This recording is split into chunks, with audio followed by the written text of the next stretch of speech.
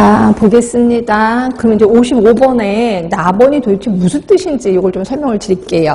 혹시 습구온도, 제가 이제 건구온도, 습구온도, 그 다음에 흑구온도 이론할 때 얘기를 했는데, 이제 온도계가 있으면 여기에 구가 있을 거예요. 그렇죠? 구가 있는데, 여기에 아무것도 없이 그냥 온도를 그러면 건구온도라고 표현해요. 그런데 비해서 여기에 젖은 헝겊을 씌워나, 젖은 헝겊을 씌워놓으면 이거를 습구온도라고 표현했거든요. 자, 그러면 이때가 뭐냐면, 일단 기온 있죠. 그리고 젖은 헝겊을 씌워놨다 그랬잖아. 기습이죠. 그렇죠? 그리고 이거를 그냥 딱 했을 때 이제 온도가 쭉 올라가면서 어느 순간에 멈춰져요. 그걸 이제 습구온도라고 하는데 이걸 바깥에다 두거든요. 결국 얘는 바람이 불잖아요. 기류까지. 그래서 결국 기온, 기습, 기류의 작용에 의해서 만들어진 게 습구온도라고 보시면 되고요.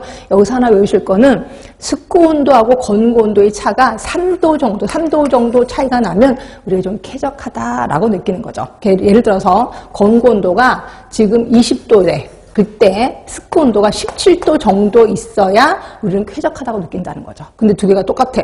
되게 후덥지근하다. 또 습구온도가 더 높아. 엄청 후덥지근하다라고 느낀다는 거죠. 그렇죠? 요거예요. 자, 다시 한번 볼게요. 습구온도는 온도, 습도, 기류의 종합작용에 의한 것이고 쾌적 상태에서는 건구온도보다 3도 정도 낮아야 우리는 쾌적하다고 느낀다는 거죠. 그래서 이렇게 알고 계시면 되고, 자, 그 다음에 56번도 볼게요. 옳지 않은 거, 그래서 1번, 2번, 3번은 여러분들 금방 아실 것 같아서 넘어갈 거고, 4번 좀 보실래요? 아까 WBGT, 습구, 흑구 온도지수. 그러면 기습, 그 다음에 기온, 그 다음에 복사열, 기류가 없다라고 표현했는데, 자, 고온의 영향을 받는 실내 환경을 평가하는 데 사용하도록 고안된 것으로 감각온도 대신에 사용한다라고 되어 있는데, 해설 부분을 잠깐 보실래요? 거기 보시면 이 구하는 식을 좀 보세요. 거기 보시면, 자, 태양의 직사광선이 있는 옥외, 또 태양의 직사광선이 없는 옥외, 옥내 다 있어. 결국 실내뿐이 아니라 실외도 평가하는 데 좀 사용을 하는 거고요. 그죠? 그리고 감각온도 대신에 널리 이용하는 건 맞아요. 결국 실내 환경이라고 하나밖에 안 썼기 때문에 답은 4번이 되는 거예요. 자, 그 다음에 57번도 잠깐 보실래요? 57번에 보시면 이것도 혹시 모르실까봐, 자, 올바른 거는 그래서 답은 3번이고 나머지는 다 답은 쓸 수 있을 것 같아서 처음에는 공장, 사무실의 전력 소비량을 측정하려고 고안된 게 불쾌지수 맞아요. 그래서 이 문구는 좀 알고 계시는 게 좋을 것 같고요. 그럼 이제 58번입니다. 58번도 또 해설 부분 보고 또 여러분들도 오해하실까봐 우리 온열인자들의 복합적인 작용을 온열지수라고 표현하고 있고, 온열지수 하면 아까 말한 대로 감각온도, 쾌감대, 불쾌지수, 최적온도 이런 것들, 그 다음에 이제 뭐 그 등가온도 이런 것들을 다 얘기하는 거거든요. 근데 거기 해설 부분을 보면 마치 온열지수의 종류가 4개인 것처럼 착각할 것 같아서, 그래서 온열지수의 종류는 감각온도, 불쾌지수, 쾌감대 를 얘기하는 거고, 그럼 표준온도라는 게 뭔데? 이제 그 뜻을 거기다 써놓은 겁니다.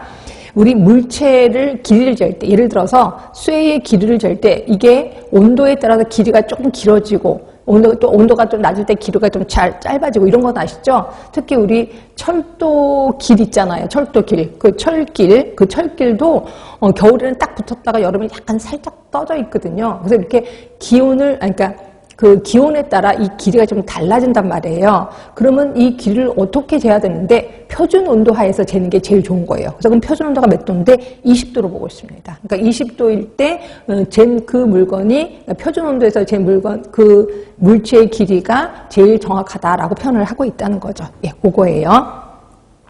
이게 보시면 물체 길이를 측정할 때 온도 조건을 고려해야 하는데 국제표준화기구에서는 측정 시 표준 온도를 20도로 측정하고 있다는 거죠. 예, 그거 좀 알고 계시면 되고, 이게 보기에 나왔기 때문에 또 한 번 나올 수 있으니까 좀 기억을 해두시면 되고, 59번 하실 거고, 자, 60번 보세요. 자, 60번 보시면 불쾌지수 구하라는 식이 나와요. 건구온도, 습구온도일 때 불쾌지수 얼마냐 이거죠. 그래서 보시면 다 계산해야 되나? 섭씨로도 계산하고 하씨로도 계산하나? 일단 섭씨로 계산해 보시면 그 밑에 식 있잖아요. 그래서 80이 나서 답은 3번이 되는 거죠. 그래서 이게 구하는 식도 나왔으니까 언제든지 또 이런 식이 또 나올 수 있겠네. 계산하라고 나올 수 있겠네. 네, 그래서 불쾌지수는 시험지 좀 자주 나온다라고 표현했었을 겁니다. 그 다음에 61번 좀 보실래요? 61번 지적 온도. 우리가 알고 있는 생리적 지적 온도인데 최적 온도라고도 하죠. 지적 온도에는 다시 세 가지가 있었어. 주관적인 최적 온도, 그다음에 생산적인 최고 온도, 그 다음이 생리적인 최적 온도. 그래서 내 몸의 세포가 제일 활발하게 움직일 때 이렇게 얘기하셨을 거예요. 거기서 답은 3번인데요. 뜬금없이 기능적 지적 온도가 50% 사람에게 쾌적함을 주는 이런 건 아니잖아요. 그래서 답은 3번이라고 보시면 되고요. 62, 63 아실 것 같아서 넘어갈 거고, 그 다음에 이제 우리 이제 실내 오염, 그 다음에 대기 오염 하도록 하겠습니다. 유인물 좀 볼게요.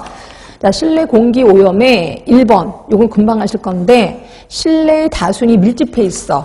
그러면 두 가지 현상이 일어날 거예요. 하나가 물리적인 성상이 바뀔 거고, 그 다음에 화학적인 조성이 변화될 거예요.